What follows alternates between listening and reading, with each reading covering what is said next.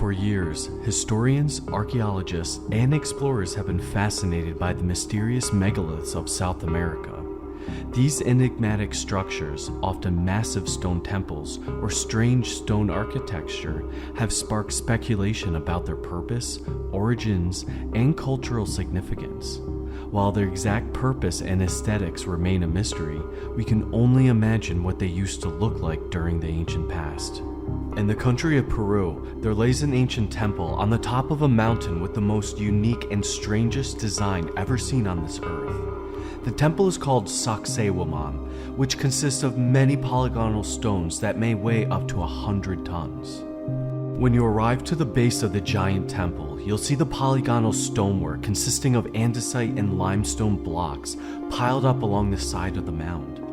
This design in the rock wall encompasses the entire wall all around the temple and spirals upward. Here are quotes from the Spanish chroniclers that date back to the 1500s regarding this ancient temple and its gigantic stone blocks. The famous fortress with its cyclopean stones rose on the hill. They built this fortress on a high hill to the north of the main city of Cusco. This hill rises above the city almost perpendicularly, so that on the side the fortress is safe from an enemy, whether formed in squadron or in any other way. Here they made the three walls one in front of the other, each wall being more than 200 fathoms long. They are in the form of a half moon and unite with the wall facing the city. The first wall contains the largest stones.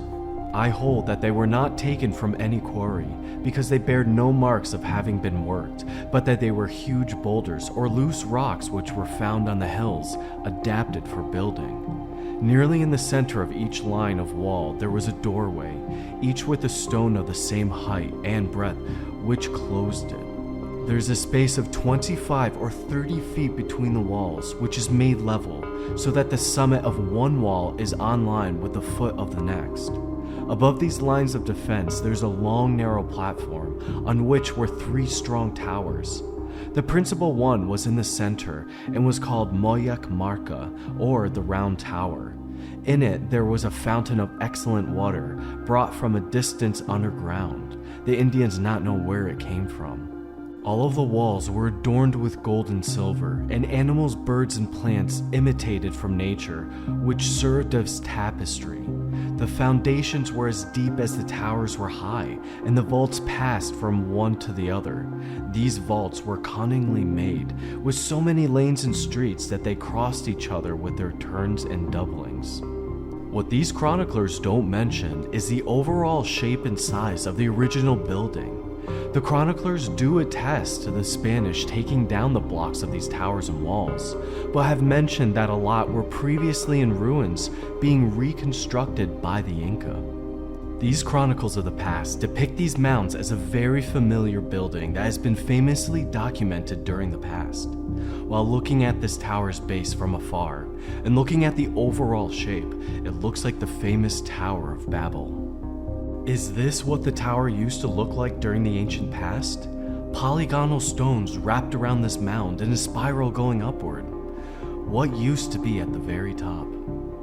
Here's a quick interview with the anthropologist Dr. Teo Paredes that lives in the city of Cusco. I asked him what he thought about the connection of the shape of this ancient tower and the Tower of Babel, or creation of man. And isn't there a connection that people have made from this city and this old fortress of some sort to the not fortress of this temple to the like a biblical story of creation of man? There is one guy who has been planned some kind of very interesting theory. There is this kind of a specialist that study the things that the Bible say, and it's called the Bible archaeology.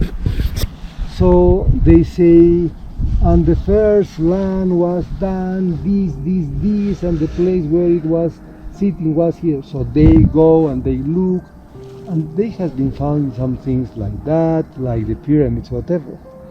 But till now, even following the instructions of the Bible, they say that never were able to find where was the Babel Tower. Right. Tower of Babel. It's never been found. Never found. However, they are very well described, the shape, very well described, the dimensions. And this guy says that maybe this was the Babel Tower. And the Babel Tower was not what the Bible says, that these people were so arrogant and they were trying to build something in order to challenge the power of God. No. The Babel Tower was the first monument that human beings, as a human race of this planet, has been raised high as a monument. And it says also in the Bible that from time to time people from all over the world used to go there and allow them to build part of. Like, I am from the States, I'm going to just make a couple walls here. I am from France, I'm going to make the steps here. I am from Peru, I'm going to make the bridge here. So it was the monument that was growing and growing and growing, done by the human beings, like a pilgrimage center. But nobody has been found. However, if you start to see this and follow by the dimensions and some of the descriptions, you are going to find a lot of coincidences with this place. Now, if the 80% of every megalithic construction is found in Peru, what it tells you is that 80% of these kind of people was sitting here. They moved from some other places, but here is maybe where these people has been coming and start to develop culture with them.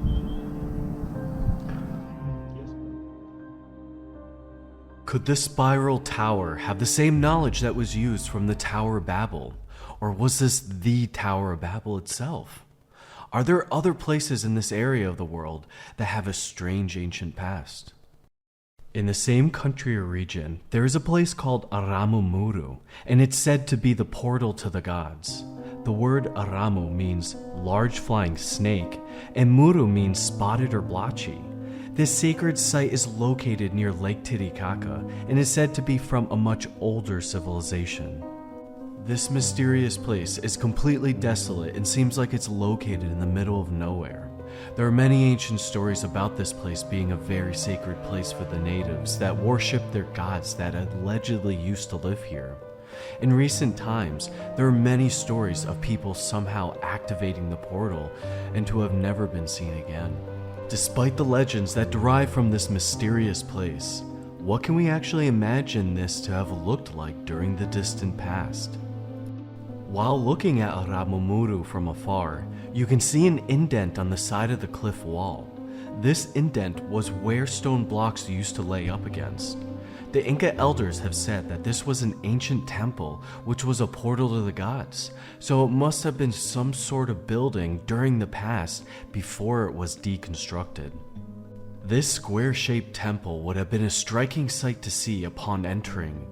It would be extending outward and perhaps with large blocks and or T-shaped pillars on the outside. The entrance may seem a bit intimidating as it was the portal to the gods or the underworld. Since this is the only major temple that existed in this area, it made it seem like the edge of the world to the ancient natives. While still being somewhat small compared to other temples, this temple was worshipped, and perhaps the T-shaped portal inside of the cliff was as well. Is this what Aramu Muru may have looked like during the ancient past? Some of these places may have been used for either worshipped or for living quarters, but other ancient sites may have been used for a more important and technological purpose. Miles away from here on the edge of the Amazon jungle, there are ruins that show clear signs of deep antiquity. Near the town of Vitgos, there's an ancient site called Yurak Rumi, which means white stone. This is located in a very remote region and is located almost 10,000 feet above sea level. This site had many previous names, but one in particular is named Chuquipaaita, which in the Quechua language means flat precious metal. Why would the natives name this place after flat precious metals and white stone?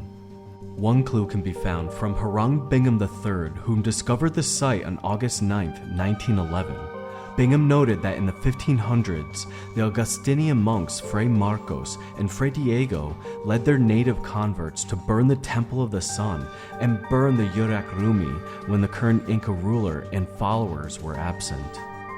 These monuments are carefully made stone marvels adorned with gold, with flowing water providing the water to the Incas in the surrounding areas.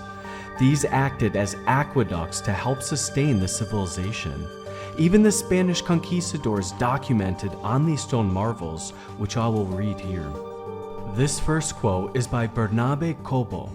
The Incas built aqueducts with such precision that they carried water from distant places to irrigate their fields, allowing them to sustain a large population in the most arid of regions. Their engineering was not only effective, but also highly advanced for its time.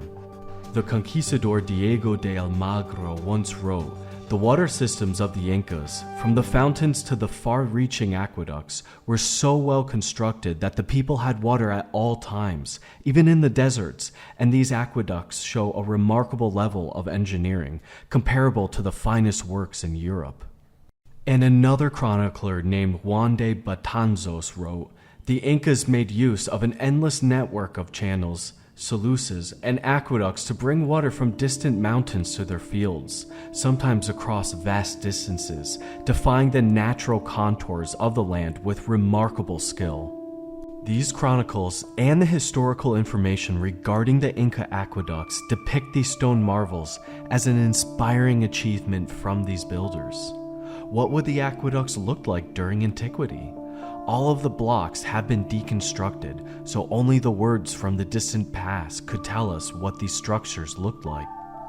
These aqueducts and small water channels were spread across this area and even throughout the entire country of modern-day Peru in South America. The mysterious monoliths of South America draws us to uncover not just their physical structures, but also the untold histories of the ancient civilizations that crafted them.